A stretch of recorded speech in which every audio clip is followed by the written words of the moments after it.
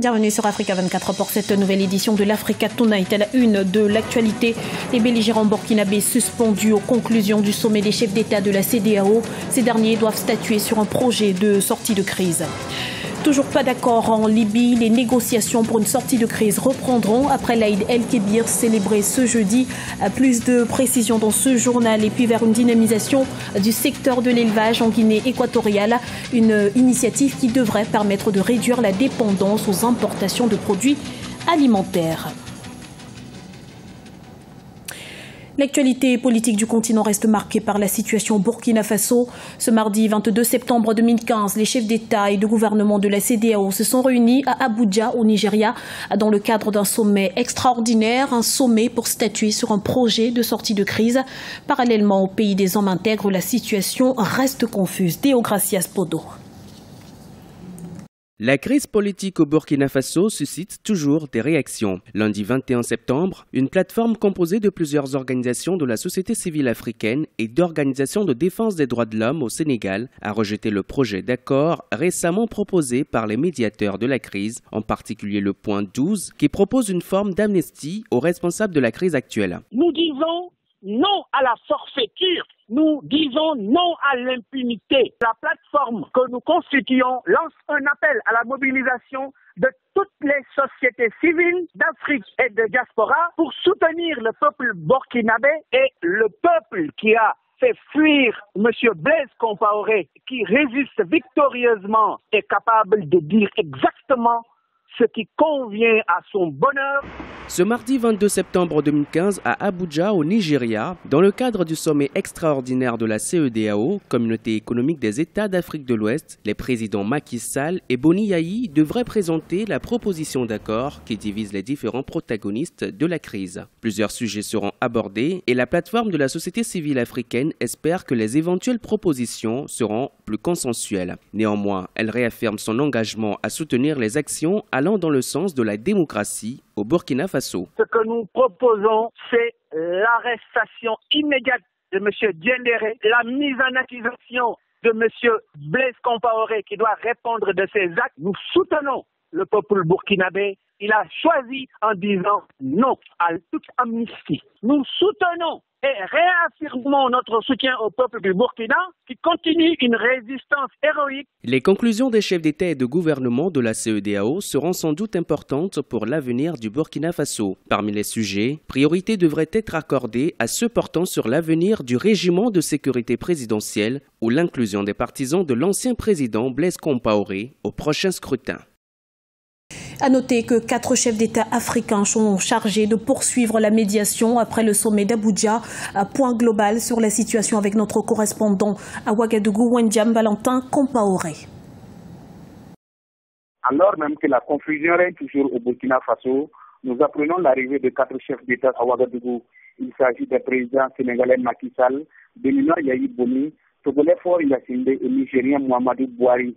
Ils seront accompagnés du président de la commission de la CEDEAO, Kadri Désiré Ouédraogo, du représentant des Nations Unies, Ibn Chambas, le chef d'état-major général de l'armée, le général Pedri Mama Zagré et le chef des poursuites, le général Gilbert Diendéré, disent tous attendre les conclusions de ce sommet d'Abuja. Il faut rappeler que le plan de sortie de crise proposé par le président sénégalais Macky Sall et béninois Yayi Boni le dimanche 20 septembre 2015 à Ouagadougou n'a pas rencontré l'assentiment de tous, notamment la société civile qui rejette en bloc la participation aux élections des pro-Compaoré et l'amnistie des putschistes. Depuis ce lundi 21 septembre 2015, des négociations sont en cours pour la réduction de ce régiment qui est fort d'environ 1300 hommes, une réduction que la haute hiérarchie militaire souhaite sans diffusion de sang. Les populations à Ouagadougou souhaitent également un dénouement rapide de cette crise dans la paix. À noter également que les États-Unis ont demandé ce lundi à leurs ressortissants de quitter le Burkina Faso compte tenu de la crise qui sévit dans le pays depuis le coup d'État du 16 septembre 2015. Trêve dans les négociations interlibyennes, les 2 parlements rivaux ont décidé de suspendre de quelques jours les pourparlers pour la mise en place d'un gouvernement d'union nationale. En cause, les festivités de l'Aïd El-Kébir. Une entente officielle est toutefois attendue pour le 30 septembre 2015 au plus tard. Les détails avec Arwa Barkala. Les 2 gouvernements libyens sur la voie d'un nouvel accord. Une page de l'histoire libyenne pourrait se tourner d'ici le 30 septembre 2015 avec la signature par les camps de Tripoli et de Tobrouk d'un projet de gouvernement d'union nationale en Libye. La finalisation du texte est prévue après les festivités de l'Aïd el-Kébir, prévues ce jeudi 24 septembre. À Skhirat au Maroc, le chef de la mission des Nations Unies en Libye, Bernardino Leon, a déclaré le texte final de l'accord politique libyen en disant que le travail est déjà fini après au moins 4 versions d'accord sur le texte final depuis le début des négociations en 2014. Il a certes insisté que l'accord n'est pas parfait pour tous les Libyens, mais qui aura au moins satisfait en majorité les deux parties. Une fois les projets d'accord signés, les deux parties devront relever les nouveaux défis tels que le désarmement des milices. Objectif, parvenir à un consensus national pour la reconstruction et l'unité de la Libye. Le futur reste incertain pour la Libye, même après l'accord entre les factions libyennes. Vu la conjoncture interne dans laquelle la Libye se dirige, cet accord-là sera peut-être un espoir pour d'autres pays tels que le Yémen, l'Irak et la Syrie qui pourront prendre cet exemple libyen comme modèle dans la négociation de la paix et l'arrêt des hostilités. Reste le plus grand défi pour la Libye et le danger de l'État islamique, la présence des milices qui refusent de se désarmer et surtout comment reconstruire, ou plutôt construire à neuf une armée nationale qui aura l'aval de tous les Libyens, toute idéologie, groupes ethniques et tribaux confondus. À une plus grande échelle, la Libye pourrait jouer un rôle clé dans la lutte contre l'État islamique, dont l'Égypte et la Tunisie sont victimes depuis le début de l'année 2015. Avec la signature prochaine de l'accord unissant les deux factions, c'est l'espoir d'une stabilité de la région qui se dessine. La Somalie poursuit ses efforts en matière de relance économique et dans cette dynamique, le cap est mis sur l'attrait des investissements directs étrangers. Il faut dire que ces derniers n'ont pas franchi la barre des 100 millions de dollars par an depuis 2007. Explication avec Deogracias Podo. Selon les chiffres de la Conférence des Nations Unies pour le commerce et le développement, les investissements directs étrangers dans de nouveaux projets ont atteint plus de 935 millions de dollars entre janvier 2003 et mai 2015 en Somalie. Insuffisant pour le gouvernement somalien qui s'est donc engagé dans la recherche d'autres investisseurs en procédant notamment à un certain nombre de réformes. Depuis que nous sommes arrivés aux affaires, la Somalie s'est investie pour attirer une plus grande valeur d'investissement direct étranger. Notre démarche consiste entre autres à améliorer notre cadre juridique. La loi sur l'investissement a été réexaminée et mise au même niveau que celle d'autres institutions internationales. Nous sommes ouverts à tous ceux qui voudraient investir en Somalie. Après plus de 2 décennies de conflits, la Somalie tente toujours de se redresser sur le plan économique. Le pays dispose d'un potentiel important en matière de ressources naturelles, agriculture, bétail, pêche et hydrocarbures. De l'avis de certains analystes, si la stabilisation se poursuit, ces richesses, de même que le secteur des télécommunications, pourraient également attirer des investisseurs.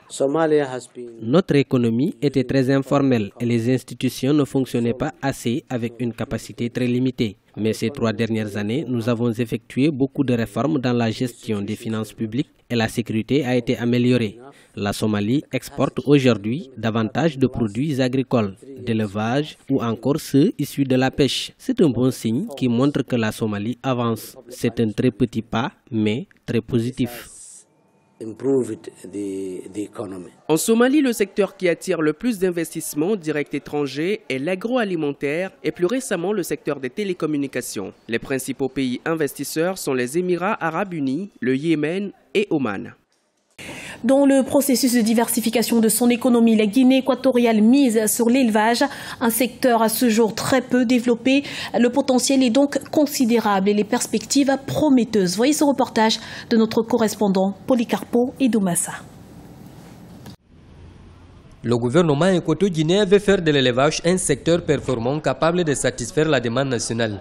Les activités d'élevage sont peu développées en Guinée équatoriale. En conséquence, 80% des produits alimentaires, à l'occurrence viande, poulet, poisson, entre autres, sont importés. La création de la ferme d'Alep, située à 3 km de Bata, s'inscrit dans le cadre du programme de la diversification économique. Celle-ci compte 4 espèces d'animaux, poulets, moutons, canards et porcs. Le but de cette ferme est de promouvoir le secteur de l'élevage à travers de la production de bétail et de volailles.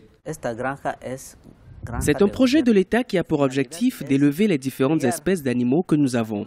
Cette initiative permettra aux éleveurs d'obtenir une multitude d'espèces de bétail et de volailles. Actuellement, nous possédons 12 porcs, 17 moutons, 110 canards et 200 poules pondeuses. Malgré les efforts du gouvernement pour revitaliser le secteur de l'élevage, de nombreuses insuffisances persistent. Si la ferme disposait de ses propres moyens, le travail serait beaucoup mieux. Pour acheter l'alimentation, on sollicite d'abord un véhicule du ministère. Il nous est arrivé parfois d'alimenter les animaux avec du pain et des bananes. Et ceux-ci ne sont pas des aliments adéquats. Nous avons les mêmes difficultés pour l'acquisition des médicaments vétérinaires.